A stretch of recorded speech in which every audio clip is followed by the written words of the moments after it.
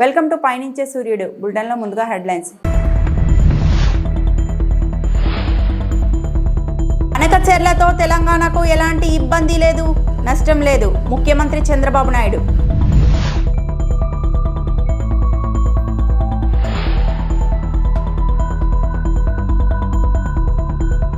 రౌడీలను సమీకరిస్తున్న జగన్, మంత్రి పయ్యావుల.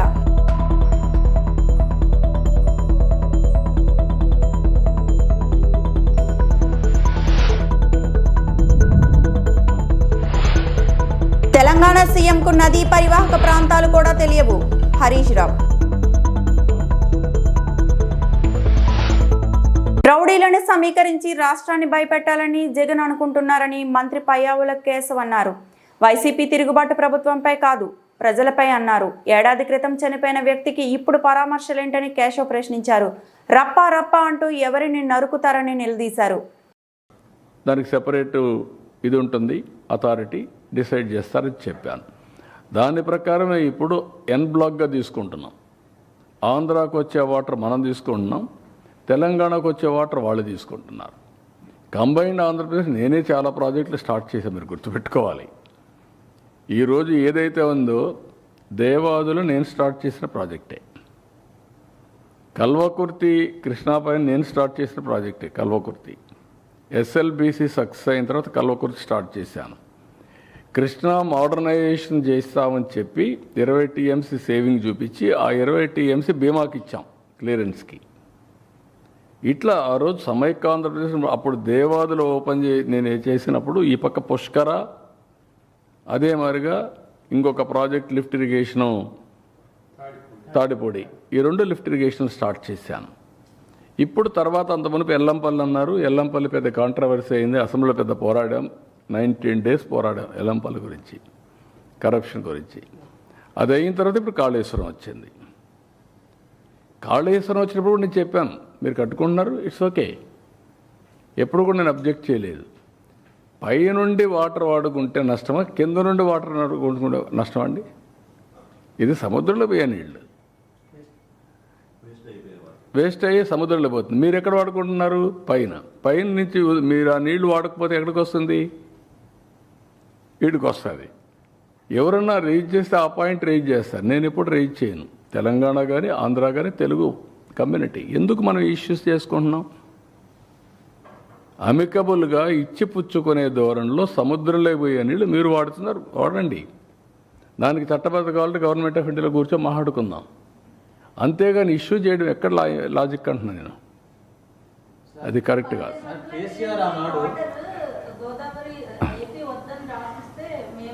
అదేమ్మా, ఎవరికెవరు రాసిస్తారు? కరెక్ట్ కాదు. ఆర్గ్యుమెంట్ ఏదైనా చేయొచ్చు, అంటే చట్టం కానీ న్యాయం కానీ అందరికీ సమానంగా ఉంటాయి. మనం కొట్లాడుకుంటూ వచ్చే లాభం. నేను ఎందుకు కొట్లాడలేదు? తెలంగాణ పైన ఎప్పుడైనా గొడవ పడ్డానా? వై? నా థియరీ ఒకటే, గొడవ పడితే ప్రజల్ని మభ్య పెడుతున్నాం మనం. మభ్య పెట్టి మోసం చేయడం లేకుంటే మభ్య పెట్టడం మనకు లాభం లేదు. ఓకే, ఆంధ్రప్రదేశ్ కోసం హైదరాబాద్ డెవలప్ చేశాను నేను, అందరూ యాక్సెప్ట్ చేస్తున్నారు. పోలవరం బనకచెర్ల అనుసంధానంపై సీఎం చంద్రబాబు కీలక వ్యాఖ్యలు చేశారు. సముద్రంలో కలిసే నీటి వాడకంపై చట్టబద్ధత కావాలంటే కేంద్రంతో చర్చిస్తామన్నారు. బనకచెర్లతో ఎవరికీ నష్టం ఉండబోదన్నారు. సముద్రంలో కలిసే నీటి వాడకంపై సమస్య సృష్టించడం ఎంతవరకు సమంజసమని చంద్రబాబు అన్నారు. మనం కొట్లాడుకుంటే ఎవరికి లాభమన్నారు. తెలంగాణపై ఎప్పుడైనా గొడవ పడ్డానా అని ప్రశ్నించారు. కాళేశ్వరంపై తానెప్పుడు అభ్యంతరం చెప్పలేదన్నారు. కేవలం జగన్మోహన్ రెడ్డి గారి పర్యటనలన్నీ కూడా రాష్ట్రంలో రౌడీలారా నా వెనక రండి, నేను మీకున్నాను అని ఒక భరోసానిచ్చే కార్యక్రమంతో రాష్ట్రంలో విధ్వంసాన్ని సృష్టించి, అరాచకాన్ని సృష్టించి, తన మీద చుట్టుముడుతున్నటువంటి కేసుల నుంచి దృష్టి మరల్చుకోవడానికి చేస్తున్నటువంటి ప్రయత్నాలే ఈ పర్యటనలు. Thank you.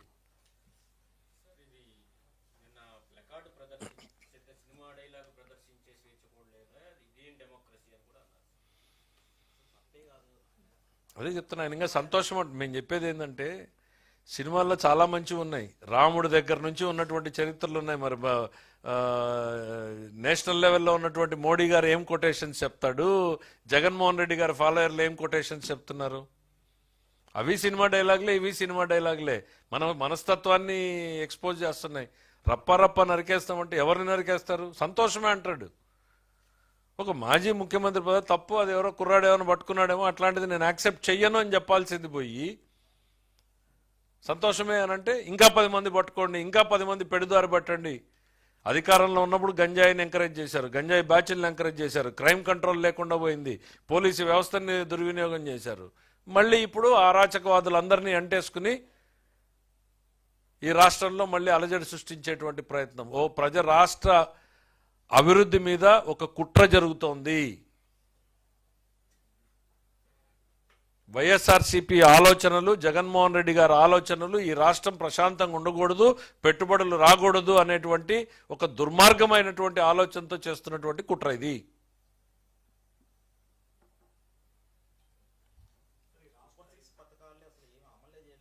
నేను కాదమ్మా, కళ్ళ ముందే చెప్పి మీకు లిస్టే చెప్పేశాం కదా. సూపర్ 6 ఇంకా మేము డేట్లతో ఇప్పుడు 15,000 ఇచ్చింది అబద్ధమా? రోజు ఫోటోలు చూస్తున్నారు కదా, క్యూల్లో ఎట్ట నిలబడుతున్నారు. బ్యాంకులు, పోస్ట్ ఆఫీసులు కిటకిటలాడుతున్నాయి కదా. నువ్వు ఇచ్చిన దానికి డబ్బులు ఇచ్చాం కదా. నువ్వు 5,000 కోట్లు ఇస్తే మేము ఇచ్చేది 10,000 కోట్లు అవుతుంది. ఇప్పుడు 9,600 దాకా మాకు ఇప్పుడు అంచనాలు వచ్చినాయి, ఇంకా పెరగచ్చు. నీకు డబ్బులు ఇచ్చినట్టే కదా సంక్షేమం పథకంలోను. పెన్షన్లు కూడా నువ్వు ఇచ్చిన దానికి డబ్బులు ఇచ్చినట్టే అయిపోయింది కదా. మేము ఏది తీసుకున్నా కూడా నీకన్నా రెట్టింపే చేస్తున్నాం, మీకన్నా ఎక్కువే చేస్తున్నాం సంక్షేమంలో. నీలాగా 5 కోట్లు ఇచ్చి 10 కోట్ల అడ్వర్టైజ్మెంట్ మేము వేసుకోవడంలా. 1,000 కోట్లు ఖర్చు పెట్టినా చాలా మా డ్యూటీ అన్నట్టుగా పేదల సేవలో, మత్స్యకారుల సేవలో అని ఇంటింటికి కాలినడకన పోయి చేస్తున్నాం తప్ప పేపర్లో అడ్వర్టైజ్మెంట్లు వేసుకుని ప్రచారం చేసుకోవడం లేదు. అదే ప్రచారం తక్కువ చేసుకుంటున్నాం మేము. మా డ్యూటీ మేము చేస్తున్నాం, ప్రజల కోసం మేము పనిచేస్తున్నాం అన్నట్టు పోతున్నాం. నువ్వు ఇచ్చినటువంటి కొన్ని పథకాలు అయితే 10 కోట్లు ఇస్తే 10 కోట్ల అడ్వర్టైజ్మెంట్ వేసుకున్నారు మీరు. ఏపీ చేస్తున్న జల దోపిడీని అడ్డుకోవాలని చెబితే రేవంత్ రెడ్డి అబద్ధాలు చెప్తున్నారంటూ తెలంగాణ మాజీ మంత్రి హరీష్ రావు ఆగ్రహం వ్యక్తం చేశారు. రేవంత్ రెడ్డికి నది బేసిన్లు కూడా తెలియవంటూ విమర్శించారు. గోదావరి, కృష్ణా బేసిన్లలో అధిక వాటా కావాలని డిమాండ్ చేయాల్సిన సీఎం. ఇదే విధంగా సీఎం మాట్లాడితే బ్రజేష్ కుమార్ ట్రిబ్యునల్ ముందు మన వాదనలు వీగిపోతాయంటూ హరీష్ రావు ఆందోళన వ్యక్తం చేశారు. కాంగ్రెస్, బీజేపీ ఒక్కటే, బీఆర్ఎస్ ను ఇబ్బంది పెట్టాలని చూస్తున్నారని హరీష్ ఆరోపించారు. 1950 టీఎంసీల నీళ్లు ఇవి మాకు ఇవ్వాలి అని కేంద్ర జలవనరుల శాఖకు ఆనాడు కేసీఆర్ గారు రాసిండ్రు. ఇప్పుడు మనకు వస్తున్న 968 కాక మరో 1950 లెక్క అని కేసీఆర్ చెప్పిండు. రేవంత్ రెడ్డి ఏమంటుండే 1000 ఇచ్చి మొత్తం తీసుకో. కేసీఆర్ చెప్పింది ఏంది 1950 ప్లస్ 968 మా లెక్క అని చెప్పిండు కేసీఆర్. మరి రేవంత్ రెడ్డిని ఇప్పుడు ఎవరు అప్పచెప్తున్నట్టు? బనకచెర్లకు ఎవరు ఈరోజు దాసోహం అవుతున్నారు? ఒకవైపు ట్రిబ్యునల్ ముందు 763 టీఎంసీలు మాకు రావాలని తెలంగాణ న్యాయవాదులు, తెలంగాణ ఇరిగేషన్ డిపార్ట్మెంట్ ట్రిబ్యునల్ ముందు వాదిస్తుంటే ఈ రాష్ట్ర ముఖ్యమంత్రి 500 చాలని బట్టే. మరి ట్రిబ్యునల్ ముందు మన వాదనలు వెయ్యిపోవా? అడ్వకేట్లు, తెలంగాణ ఇంజనీర్లు 763 అంటే ముఖ్యమంత్రి 1000 కావాలని మాట్లాడాలి, ఈయననే 500 చాలంటాడు. ఏం మాట్లాడుతున్నావు నువ్వు? ఇరాన్ ఇజ్రాయెల్ యుద్ధం నేపథ్యంలో భారత ప్రభుత్వం అప్రమత్తమైంది. ఇరాన్లోని భారతీయులను స్వదేశానికి తీసుకొచ్చే చర్యలు ప్రారంభించింది. ఆర్మేనియా నుండి 110 మంది విద్యార్థులతో ప్రత్యేక విమానం భారత్కు బయలుదేరింది. వీరిలో 90 మంది జమ్మూ కాశ్మీర్లు చెందిన విద్యార్థులు. ఇరాన్లో ప్రస్తుత పరిస్థితుల నేపథ్యంలో ఇప్పటికే ఆ దేశంలో ఉన్న భారతీయులను సురక్షిత ప్రాంతాలకు ఇండియా ఎంబసీ తరలించింది. విశాఖ నగర ఖ్యాతి యోగా దినోత్సవంలో ప్రపంచానికి తెలుస్తుందని ఎంపీ శ్రీభరత్ అన్నారు. ఈ నెల 21న విశాఖలో జరగనున్న అంతర్జాతీయ యోగా దినోత్సవంలో భాగంగా గాజువాక క్లబ్ ఆడిటోరియంలో విస్తృత స్థాయి సమావేశం నిర్వహించారు. ఈ సందర్భంగా ఎంపీ మాట్లాడుతూ ప్రధాని నరేంద్ర మోడీ పాల్గొంటున్న ఈ కార్యక్రమాన్ని కూటమి ప్రభుత్వం ప్రతిష్టాత్మకంగా తీసుకుంది అని పేర్కొన్నారు. యోగాపై ప్రజల్లో చైతన్యం పెరిగిందని, ఆ దిశగా ప్రచారం కూడా ఊపందుకుందని చెప్పారు. ఈ వేడుక ప్రపంచ చరిత్రలో సువర్ణ అధ్యాయంగా నిలుస్తుందన్నారు. దేశమంతా ఆ రోజు విశాఖ వైపే చూసేలా ఏర్పాటు జరుగుతున్నాయని తెలిపారు.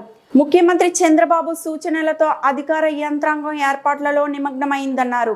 రిజిస్ట్రేషన్ విషయమై ఎలాంటి ఇబ్బంది లేకుండా అన్ని చర్యలు తీసుకున్నామని తెలిపారు. ఈ సమావేశంలో Tanuku MLA Radhakrishna, deputy mayor Dalli Govind Reddy, DCCB chairman Kona Tatarao, సమన్వయకర్త ప్రసాదుల శ్రీనివాస్, కూటమి కార్పొరేటర్లు, జీవీఎంసీ అధికారులు పాల్గొన్నారు.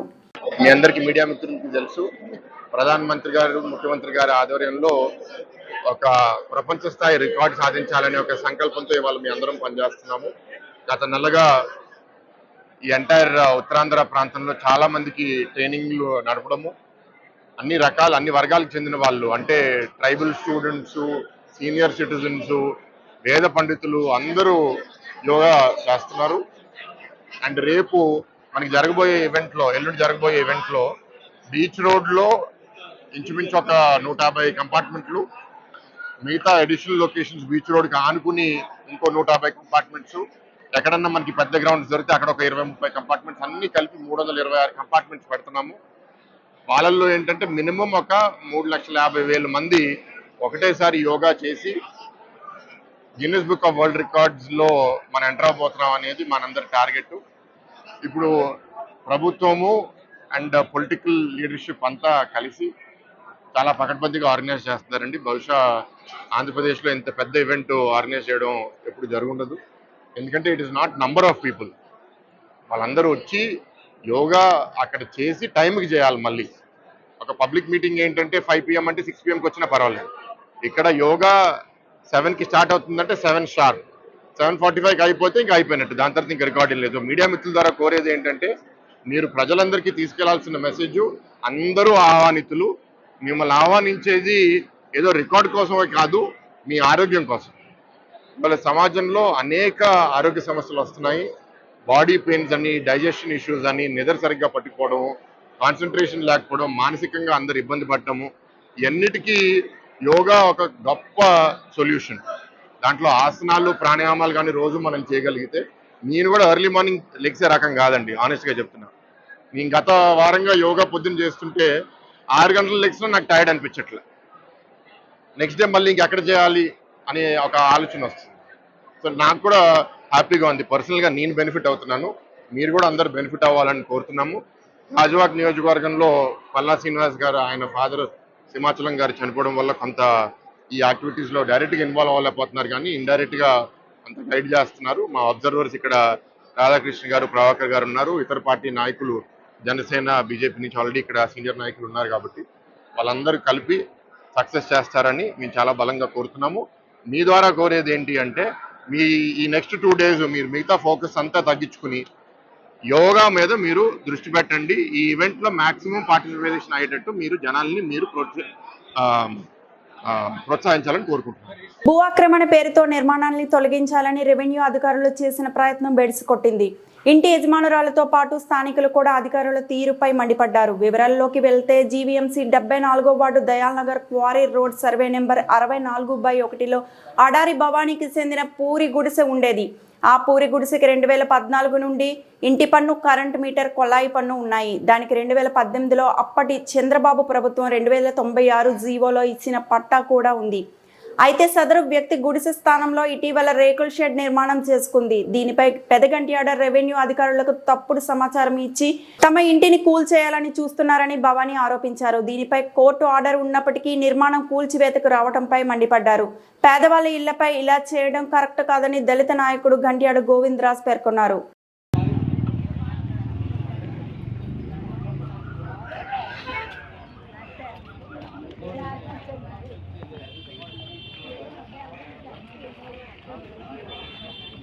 అండి అధికారులు ఎందుకు మాట్లాడతారు?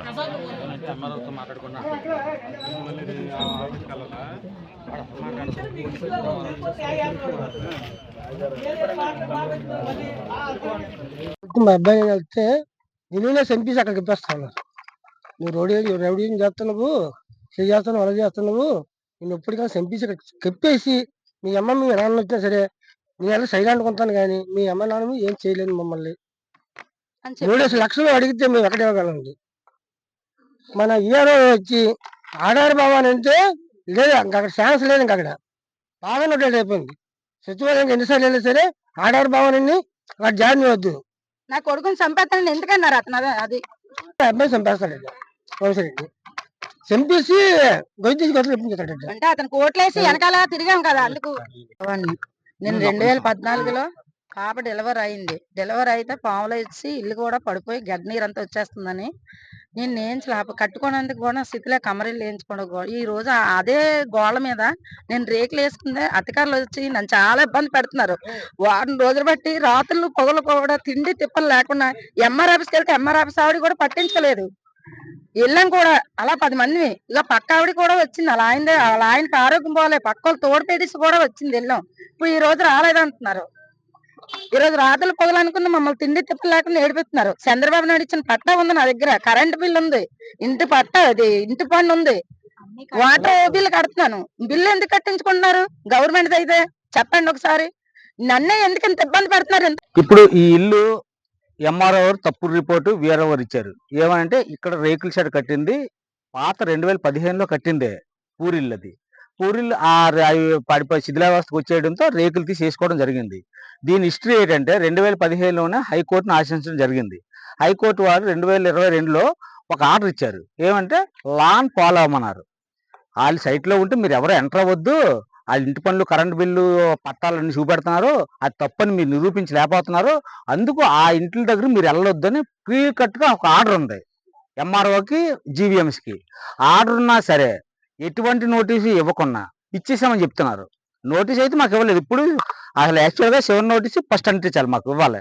7 నోటీస్ ఇచ్చిన తర్వాత అప్పుడు 6 నోటీస్ ఇచ్చి కొట్టుకోవాలి ఏమైనా తప్పులు ఉంటే.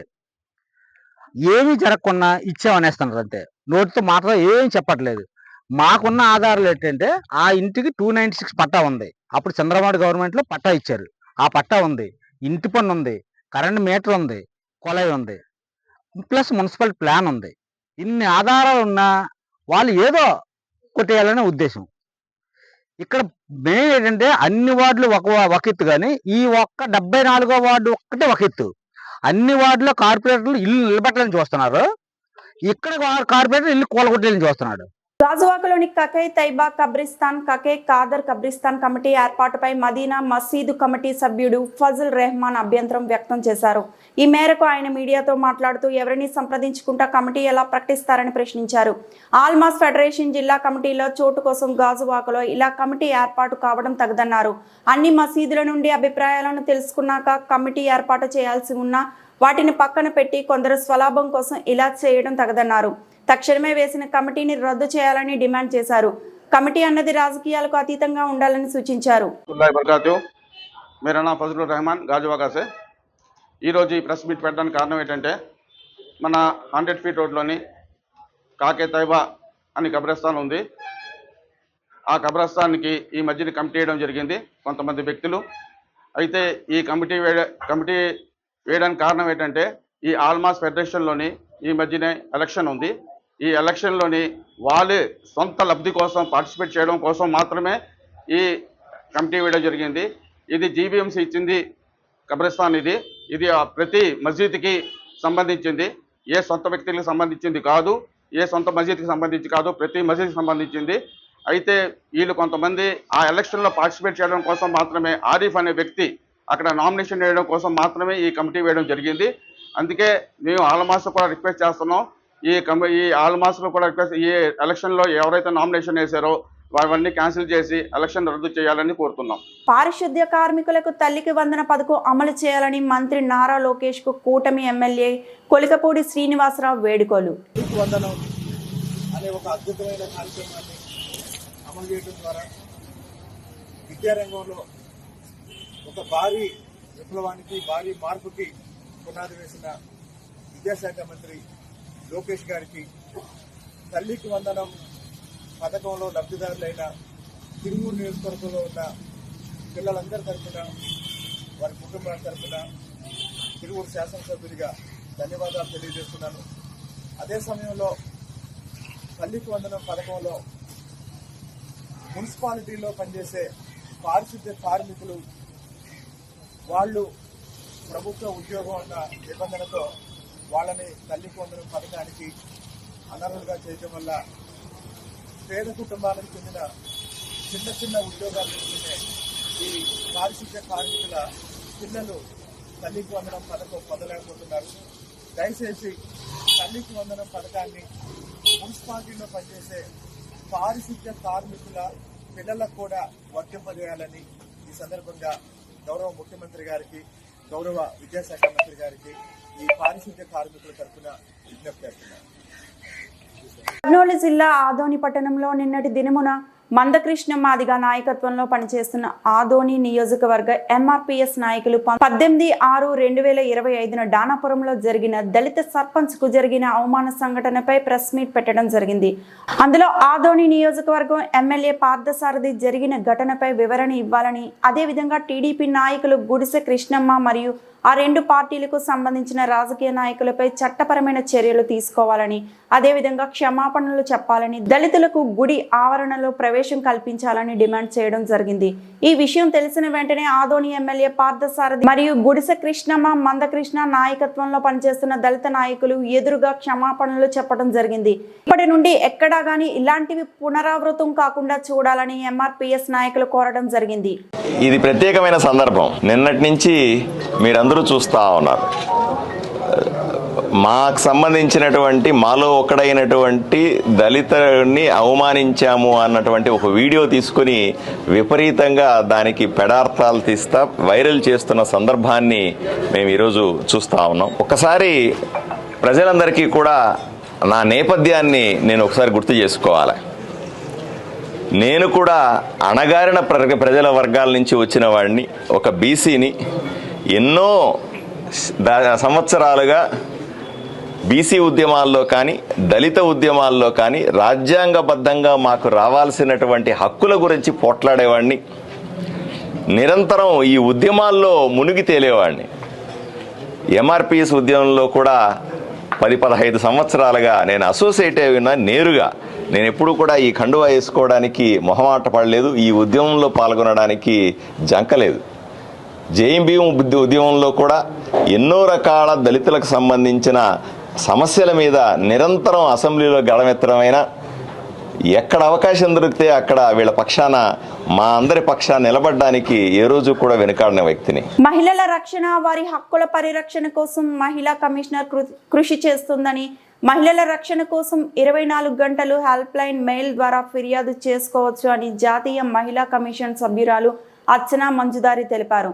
గురువారం స్థానిక కలెక్టరేట్లోని సమావేశ మందిరం నందు ఏర్పాటు చేసిన రాష్ట్రీయ మహిళా ఆయోగ్ ఆప్కే ద్వార్ మహిళా జన్ సున్వే అనే కార్యక్రమానికి ముఖ్య అతిథిగా విచ్చేసిన జాతీయ మహిళా కమిషన్ సభ్యురాలు డి అర్చనా మంజుదార్తో కలిసి పాల్గొన్న జిల్లా collector doctor S Venkateshwar, SP Harshavardhan Raju ఈ సందర్భంగా జాతీయ మహిళా కమిషన్ సభ్యురాలు మహిళల భద్రత, వారి హక్కులను కాపాడటం గురించి మాట్లాడుతూ మహిళల రక్షణ, వారి హక్కుల పరిరక్షణ కోసం మహిళా కమిషన్ కృషి చేస్తుందని, మహిళా రక్షణ కోసం 24 గంటలు మహిళా కమిషన్ అందుబాటులో ఉంటుందని తెలిపారు. బాధితులు ఏ సమయంలోనైనా తమకు ఫిర్యాదు చేయవచ్చునని, తక్షణ చర్యలు తీసుకుంటామని అన్నారు. తమ సమస్యలను హెల్ప్ లైన్ మెయిల్ ద్వారా ఫిర్యాదు చేయవచ్చు అని అన్నారు. జిల్లాలో మహిళలకు సంబంధించిన కేసును పరిష్కరించడానికి ఈరోజు సమావేశం నిర్వహించడం జరిగిందని తెలిపారు. వరకట్నం, సైబర్ నేరాలు, లైంగిక నేరాలు, ఆర్థిక సమస్యలు వంటి సమస్యలను పరిష్కరించేలా కృషి చేస్తారని తెలిపారు. రాష్ట్రంలోనే మహిళలకు సంబంధించిన చాలా కేసులు పెండింగ్లో ఉన్నాయని, త్వరితగతిన వాటిపైన కూడా యాక్షన్ తీసుకుని తొందరగా పరిష్కారం చూపుతామని తెలిపారు. తిరుపతి జిల్లాకు సంబంధించి చాలా కేసులు వచ్చాయని, వాటిని కూడా వెంటనే పరిష్కరిస్తామని అన్నారు. అందరికీ నమస్కారం. ఈరోజు మనకి తిరుపతి జిల్లాలో national commission for women member doctor Archana Majumdar గారు అండ్ వాళ్ళ ఎంటైర్ టీమ్ వచ్చున్నారు. ఇవాళ మొత్తం 8 డిస్ట్రిక్ట్స్ తాలూకా గ్రీవెన్సెస్ని ఇక్కడ ఈరోజు జన్ సున్వాయిలో భాగంగా తిరుపతి కలెక్టరేట్లో పెట్టడం జరిగింది. చాలామంది అంటే ఏదైతే కంప్లైంట్స్ ఇచ్చారో వాళ్ళందరూ కూడా ఇక్కడికి రావడం జరిగింది. ప్రతి ఒక్క కంప్లైంట్ని కమిషన్ సభ్యులు చాలా డీటెయిల్డ్గా వాళ్ళ సమస్యను విని అక్కడికక్కడే కన్సర్న్డ్ ఇన్వెస్టిగేటింగ్ ఆఫీసర్ నుంచి కేసు స్టేటస్ తాలూకా తీసుకొని, ఎలా అవుతుంది కేసు పురోగతులు తీసుకొని కరెక్ట్గా చేస్తున్నారా లేదా, అడిషనల్ రెమెడీస్ ఏమైనా చేయాలా, లేదంటే మళ్ళీ రీఎంక్వైరీ చేయాలా, రీఇన్వెస్టిగేట్ చేయాలా, లేదంటే ఐఓని ఏమన్నా మార్చాలా, ఇట్లా అక్కడికక్కడే డెసిషన్స్ తీసుకొని కంప్లైనెంట్స్కి కూడా కేసును బట్టి ఇమ్మీడియట్ జస్టిస్ వచ్చే విధంగా కూడా నేషనల్ కమిషన్ సభ్యులు చర్యలు తీసుకుంటున్నారు.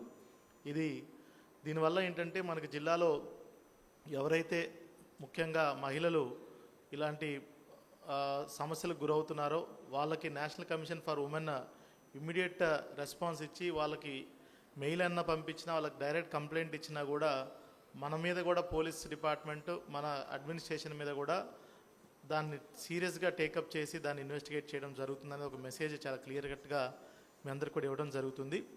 అదేవిధంగా మనకి ఇదొక మంచి ప్లాట్ఫామ్ కింద తీసుకొని ఒకవేళ మన డిపార్ట్మెంట్ వాళ్ళు కూడా అసలు కమిషన్కి వెళ్ళకముందే మనమే ముందుగా ఇన్వెస్టిగేట్ చేసి రిజాల్వ్ చేసే విధంగా చూసుకున్నట్టయితే కంప్లైంట్స్ చాలా వరకు తగ్గుతాయి.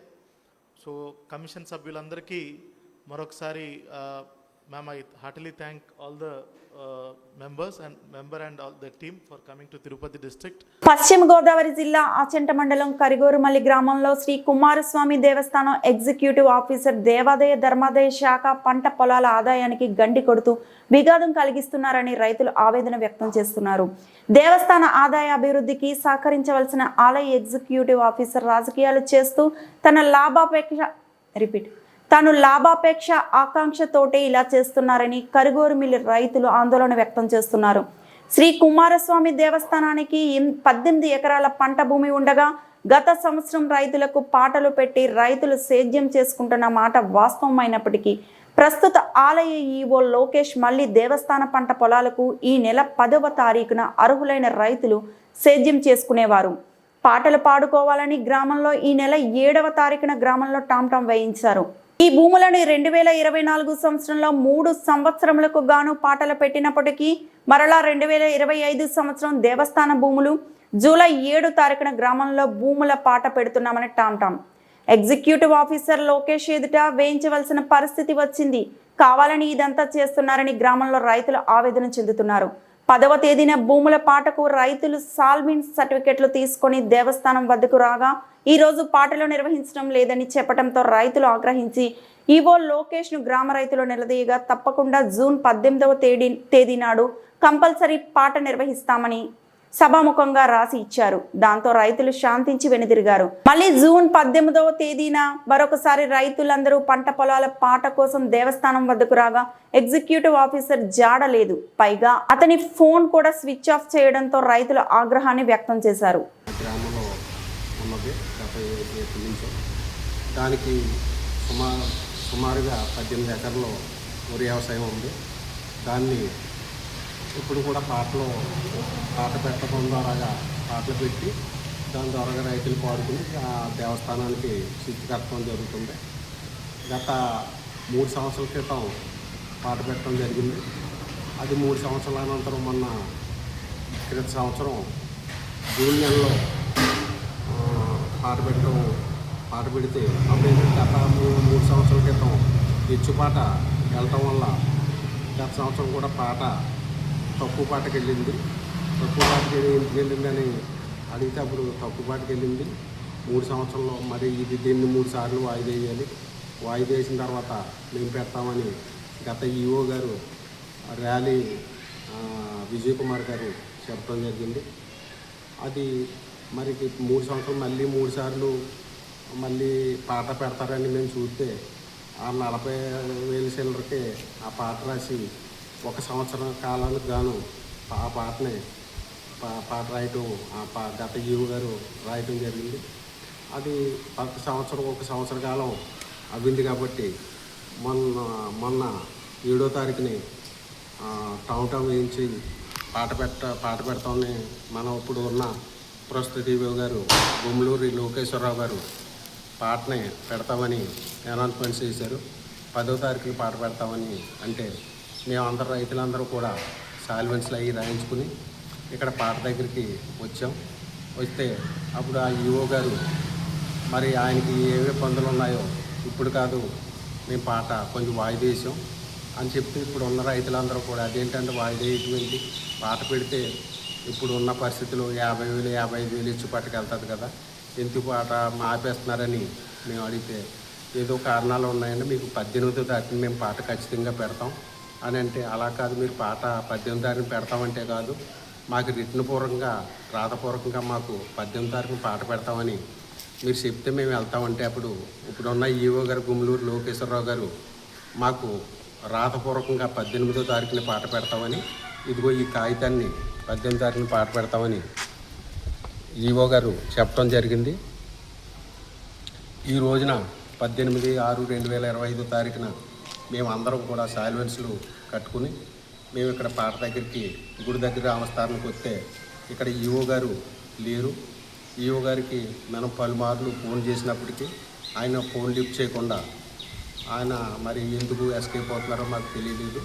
మేము ఈ వివరణ గత ఈఓ గారిని ర్యాలీ రాము గారని మా గ్రామ వాస్తవులే ఈఓ గారు ఆయన అడిగి ఏంటంటే ఇది ఈ పాట 3 సంవత్సరాలకు పెట్టారా 1 సంవత్సరం పెట్టారా అని మేము అడిగితే 1 సంవత్సరానికి రాసాము, సంవత్సరం పాట జరపాలి, మరి జరపకపోవటం కారణం ఏంటో నాకు తెలియదు అని చెప్పడం జరిగింది.